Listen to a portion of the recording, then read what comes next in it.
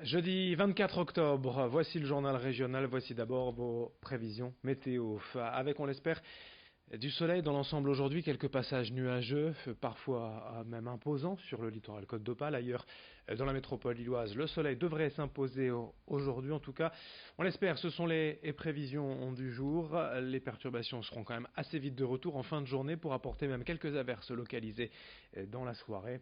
Pour les températures, comptez 18 degrés à Lille, 17 à Dunkerque, Calais, Saint-Omer, 16 degrés à Boulogne. Les prévisions météo complètes après ce journal. À la une d'abord de cette édition, on parle de sport et de football avec le match nul à 1 partout du LOSC hier à domicile face à Valence. En Ligue des Champions, Lille a dominé mais n'a pas gagné. Les Lillois se sont procurés les meilleures occasions. Ils ont affiché un état d'esprit conquérant et ambitieux digne de la Coupe d'Europe. Mais c'est pourtant Valence qui a ouvert le score à l'heure de jeu.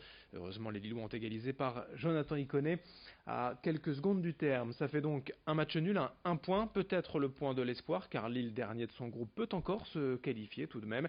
Hier soir, c'est quand même la déception qui domine dans les couloirs du stade Pierre-Mauroy. On écoute Mike Maignan, le gardien du LOSC, tout de même satisfait d'avoir surpris Valence par cette composition un peu différente en 3-5-2.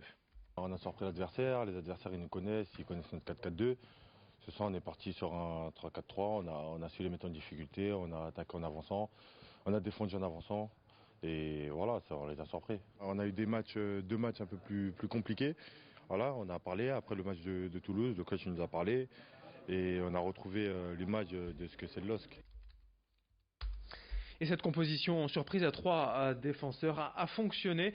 Le joueur de Valence, le français Kevin Gamero, a lui aussi été surpris.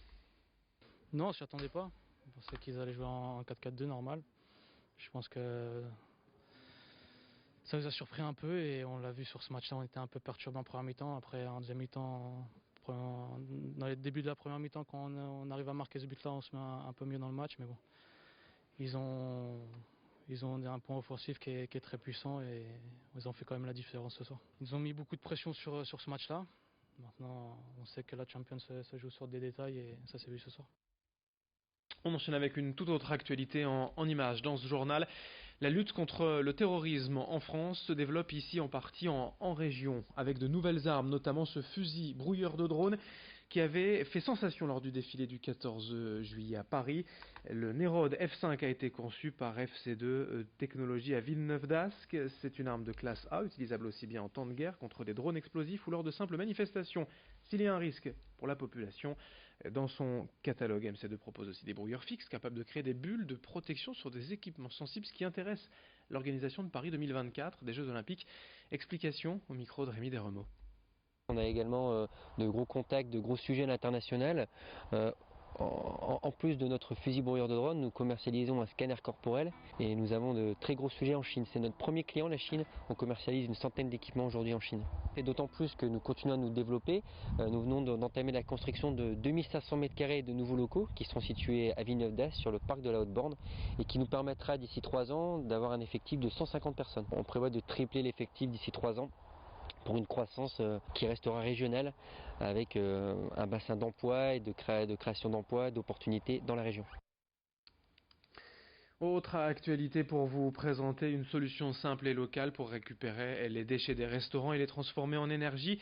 C'est le projet Riposte. Deux jeunes nordistes, Elodie et Charles, ont imaginé pouvoir collecter ces biodéchets, qu'il s'agisse des épluchures ou des restes de repas, et de les envoyer en cuve de méthanisation, une technologie basée sur la dégradation par des micro-organismes de toute la matière organique pour faire du digestat, un produit de fertilisation des sols. Ce n'est qu'un projet pour l'instant, mais déjà au moins un agriculteur et une dizaine de restaurateurs se sont dit intéressés.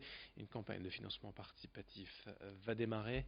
Explication au micro de Florine Curec.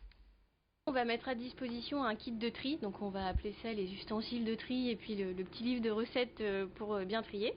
Donc on va mettre ça à disposition des restaurateurs, on va faire en amont quand même un rendez-vous avec eux pour voir exactement quelle est leur capacité, de combien de bacs ils ont besoin, la fréquence de passage, etc., etc. Et en fait, en fonction de ce qu'on aura déterminé ensemble, on va venir collecter les bacs en question, au minimum 2 fois par semaine à triporteur électrique, ce qui va nous permettre aussi une certaine agilité dans les rues de Lille. Ce week-end, avec le changement d'heure, en fin de journée, il fera nuit et bien plus tôt. L'occasion aussi de profiter des lumières de la ville.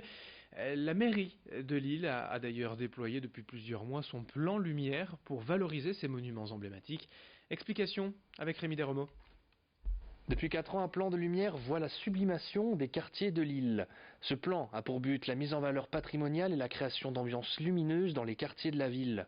Les quartiers les plus symboliques sont donc concernés, comme par exemple les portes de Gand et de Roubaix, ou même le Palais Riour, qui ont déjà vu leur lumière modifiée. Dans le cadre du Palais Riour, ce fut en mars dernier.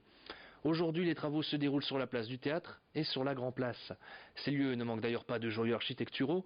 La place du Général de Gaulle, la place du Théâtre, l'îlot central, tous bénéficieront de nouvelles illuminations. Les travaux avancent. Martine Aubry a même annoncé sur Twitter les premiers essais concluants sur le rang Beauregard et sur la vieille bourse, comme vous pouvez le voir en photo. À terme, la perception que l'on a de Lille la nuit sera profondément modifiée. La technologie LED apportera une ambiance plus chaude, il y aura des lignes bleues qui orneront les toitures, plusieurs couleurs.